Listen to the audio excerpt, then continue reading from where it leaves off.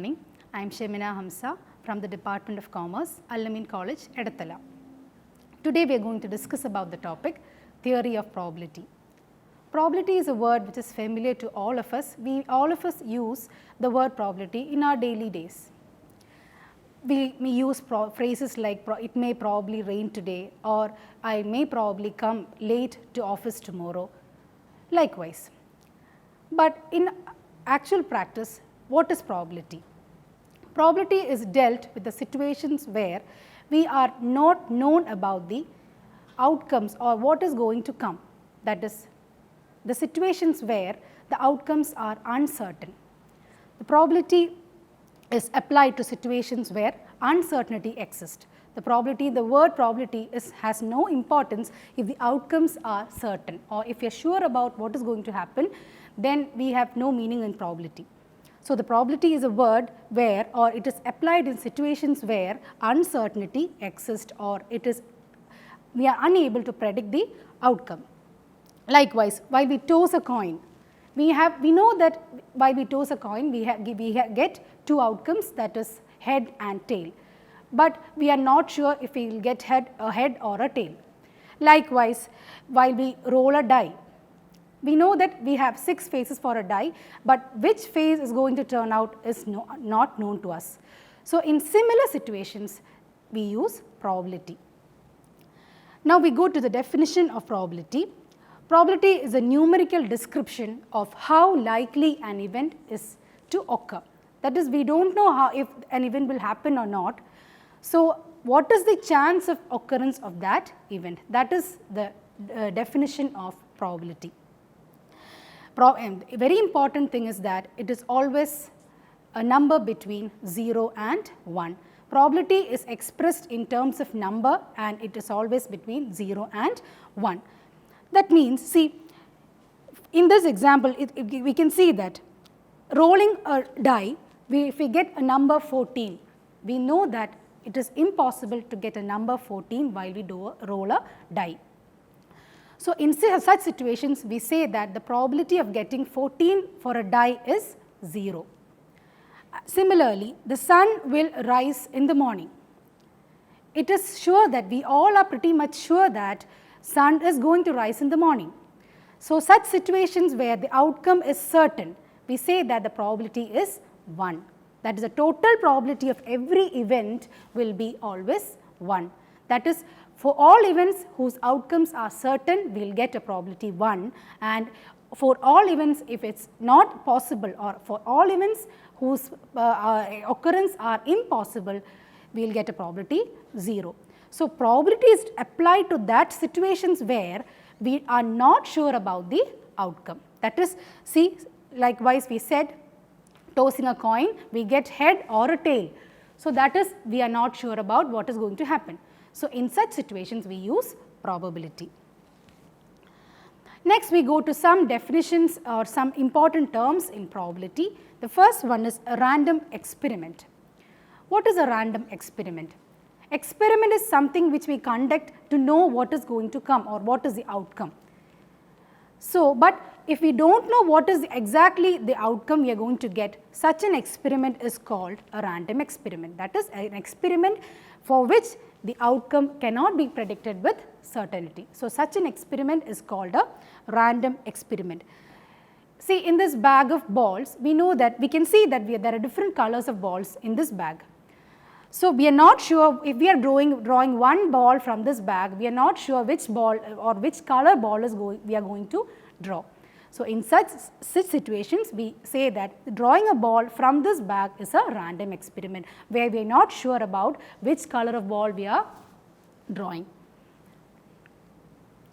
Next very important next term in probability is a sample space. For every experiment, we will be having a sample space. A sample space, which is denoted by letter S, that is, for a random experiment, is a set of all possible outcomes. That is, while we are doing a random experiment, we will have many outcomes.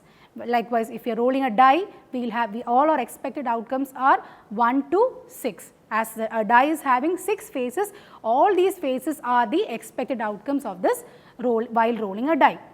So, all these expected outcomes while rolling a die 1, 2, 3, 4, 5, 6 will constitute a sample space of this random experiment. Similarly, while tossing a coin, we know that the expected outcomes are head or tail. So, this head and tail will constitute the sample space of a random experiment of tossing a coin. The next term we are going to discuss is the event.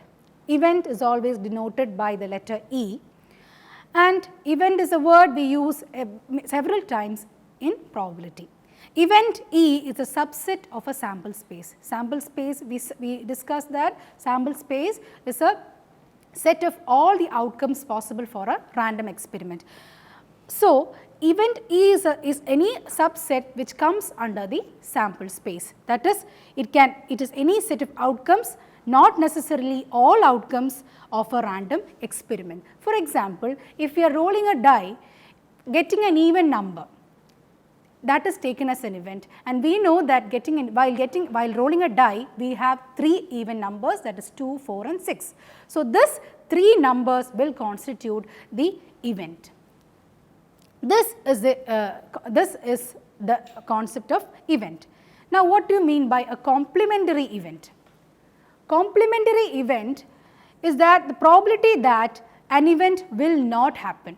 That is, if event is the probability of happening of certain things or certain outcomes, complementary of that event means it is not happening. From this, that is, see, from this example, if A is an event, its complement is the probability of the complement is A or A complement. A complement means, suppose if the event is getting a even number while rolling a die, the probability of getting not an even number or an odd number will be the complement of that event. For example, complement of a male event will be a female. That is, probability of an event, if it is getting a male, then the complement of that event will be probability of getting any outcome which is not a male, will be a female. This denotes the complement of an event, where in this Venn diagram, the yellow set shows the event A, and all the other outcomes which do not fall under this yellow set A will constitute A complement. That is, this Venn diagram shows a universal set of all the possible outcomes of an event A, and then every outcome which is not falling under the event A will constitute A complement. Next is the definition of the probability. How do you find probability? Probability of an event, if an event A can occur m times out of m plus n total number of times. That is, if we are having m favorable number of times an event can occur, and we have m plus n total number of outcomes that can be occurred, then the probability is found by m by m plus n. That is, the number of favorable cases divided by the total number of cases. That is how we calculate the probability of an event. Suppose we have a bag full of 5 white balls and 6 black balls, and we are conducting an experiment of drawing a ball from this bag, and what is the probability of getting a white ball? Since we have 5 white balls and 6 black balls, the probability of getting a white ball will be 5 divided by 5 plus 6, that is 5 by 11. That is how you calculate the probability of an event. This probability of an event A plus the probability of A complement will be equal to 1. That is, if we know the probability of A, we can easily find out the probability of not happening that event or the complement of A. So, if we know the complement of an event, it is easy to calculate the probability of that event. Similarly, see, from this example, if getting 5 or 6 is our probability of an event, then the complement will be all the other possible outcomes of that experiment, that is 1, 2, 3 and 4. That is the concept of complement events. Next, we go to the two important theorems of probability, that is multiplication theorem and addition theorem. First we go to multiplication theorem. Multiplication theorem, when we discuss about it, first we have to see whether the events are independent events or dependent events. Multiplication theorem has different formula for dependent events and independent events. So, when the events are dependent, what do you mean by dependent events?